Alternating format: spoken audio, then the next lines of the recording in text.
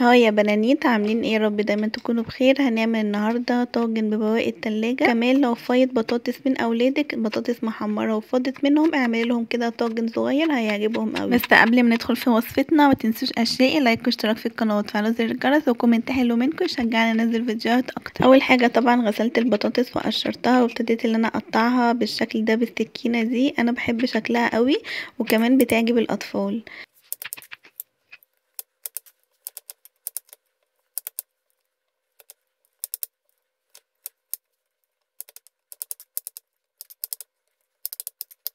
وعلى ما البطاطس تتحمر تعالوا نشوف مقاديرنا. معايا جبنه موتزاريلا وجبنه رومي وجزرايه مبشوره وفلفل الوان وفلفل اخضر وبسطرمه. لو عندك لحمه مفرومه ممكن تحطي، وهالبينو بتبقى حلوه قوي.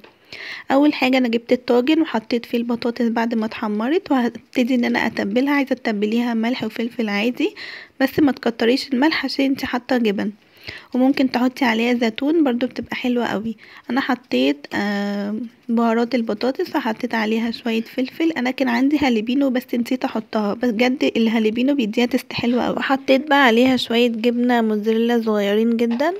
وحطيت بقية البطاطس وهحط عليها كاتشب. انا كان عندي كيس الكاتشب الصغير ده، فهحطه عليها من فوق الوش، برضو بيديها تست حلوة قوي. بصي الطاجن ده بتاعك، لعبتك انتي، اللي انتي عايزه تحطيه حطيه وبجد هيبقى حلو. عندك لحمه مفرومه باقيه، عندك مثلا فراخ شاورما اللي هي الناجتس، لو في قطعه بانيه مقليه او مشويه برضو فايضه، برجر، ايا كان نوع الاكل اللي عندك فايض ايه، ممكن تعملي طاجن كده صغير وتاكلوه انتوا. لو كل واحد خد منه معلقتين خلاص خلص. وممكن تخلي بنوتك هي اللي تعمله وتحط المقادير على بعضها، بس تبقي طبعا واقفه معاها ومجهزه لها الحاجات، وهي هتبقى مبسوطه ومتحمسه، وكمان هتشجع اللي هي تاكل منه وتحكي عليها بس بالطريقة، فاهمة؟ هنحط بقى المقادير على بعضها، وهنحط بقى في الاخر خالص جبنة. عايزة تحطي جبنة موتزاريلا بس، عايزة تحطي ميكس زي ما انت عايزة. انا حطيت بس جبنة موتزاريلا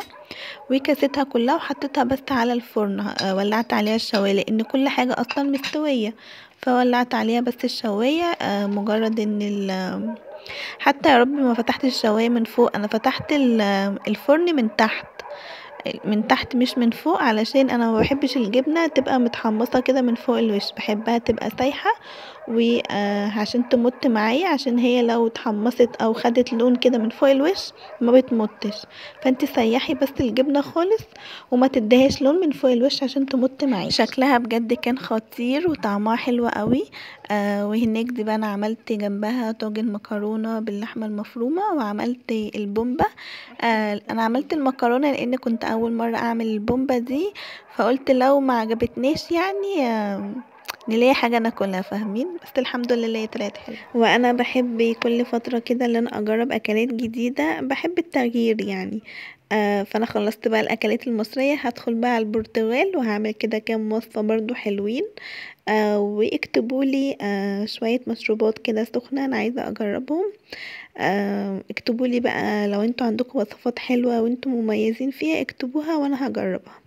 عادي نغش بعض ونفيد بعض، ايه المشكله يعني لما انتوا يبقى عندكم حاجه حلوه وتقولوها لاختكم؟ وانا اسفه جدا على صوت الكلاب، معرفش هما مستقصديني. انا كل لما اجي اعمل مونتاج واعمل فويس نوت يقعدوا يعملوا كده، فمش عارفه بقى هما سامعيني ولا بيعملوا ايه. بس هما بيقعدوا يعملوا كده كل يوم بالليل. وبس كده، دي تكون وصفتنا النهارده. يا رب تعجبكم، ولو عجبتكم ما تنسوش بقى تكتبوا كومنت. وباي باي، تصبحوا على خير، باي باي.